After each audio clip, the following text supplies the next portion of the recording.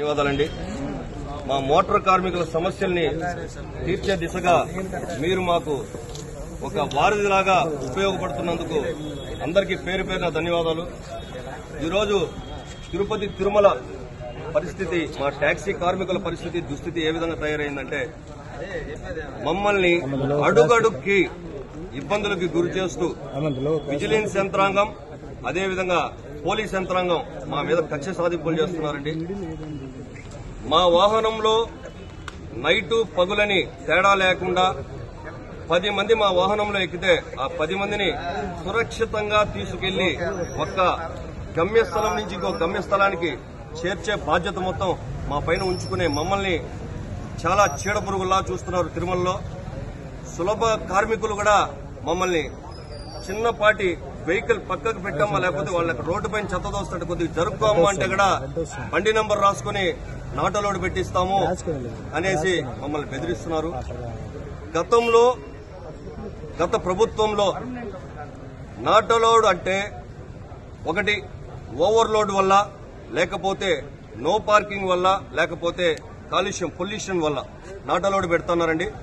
నాటలోడ్ పెట్టినా గానీ మన అలిపిరి టోల్గేట్ లోకి తీసుకెళ్లి ఆ స్లిప్ చూపిస్తే వెంటనే అక్కడుండే జబేదారో ఎవరో ఒకరు స్పందించి 200 రూపాయలు 300 రూపాయలతో మాకు శ్రీవారి కానుక రూపంలో స్వామివారి ఉండికి చేరే విధంగా ఫైన్ రూపంలో తీసుకుని ఆ నాటలోడ్ అనేదాన్ని తీసేసి మళ్లీ మీరు ఇంతకు ముందు గతంలో ఏ విధంగా తోలుకుంటున్నారో అదే విధంగా తోలుకోవచ్చు అని చెప్పి చొరవ చూపించేవారు.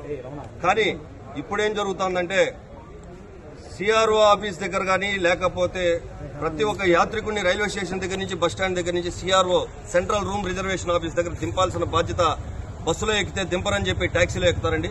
మేము అక్కడ తీసుకెళ్లి దింపుతా అంటే దాదాపు 4-5 మంది పోలీసు వాళ్లు ఫోటోలు తీసి ఈ చలనాల రూపంలోనో లేకపోతే నాటలోడ్ రూపంలోనో ఇబ్బంది పెడుతున్నారు. అదేవిధంగా సేవా సదన్ వరాస్వామి గెస్ట్ హౌస్ దగ్గరికి, సేవా సదన్ దగ్గరికి వెళ్లాలంటే నో ఎంట్రీ పెట్టుంటారు. బ్యాక్ సైడ్ ఏదైతే రింగ్ రోడ్ ఉందో ఆ రింగ్ రోడ్ లో నుంచి తీసుకొచ్చి మేము సేవా సదనంలో దింపుతా ఉంటే అక్కడ విజిలెన్స్ యంత్రాంగం సెక్టార్ 4 నుంచి మా బండి నెంబర్లు రాసుకుని ఇబ్బందులకు గురి చేస్తున్నారు.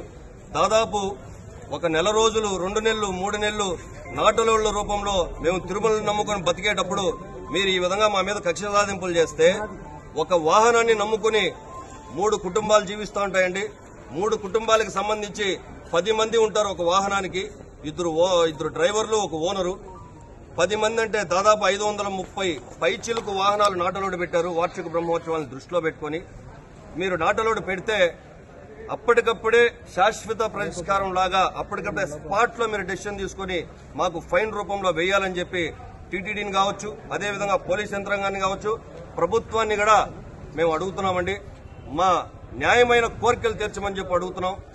ఒక డ్రైవర్ ఒక పూట డ్యూటీకి రాకపోయినా, ఒక ట్రిప్ కొండకెళ్లి రాకపోయినా అతను పెళ్ళాం పిల్లలు పస్తు పడుకుంటారనేది అందరూ యావత్ భారతదేశంలో ఉండే ఒక్క డ్రైవర్కైనా కానీ కష్టం వస్తే అందరూ డ్రైవర్లు ఏకమయ్యే విధంగా ఉంది ఈ రోజు పరిస్థితి. కాబట్టి మా పట్ల కొంచెం దయ చూపించమని చెప్పి పై అధికారులను వేడుకుంటున్నామండి. మా ఎమ్మెల్యే గారు న్యాయం చేస్తారనే ఇక్కడికి వచ్చామండి. మాకు న్యాయం జరుగుతుందనే వచ్చాం. ఈ రోజు శ్రీ పవన్ కళ్యాణ్ గారి బర్త్డే సందర్భంగా బర్త్డే శుభాకాంక్షలు చెప్తూ మా సమస్యల గురించి ఆయనతో మాట్లాడడానికి వచ్చామే గానీ ఇది నిరసనో ఇంకొకటో కాదండి. మా సమస్యలు ఆయన తీరుస్తాడనే ఒక నమ్మకంతోనే ఇక్కడికి వచ్చాం.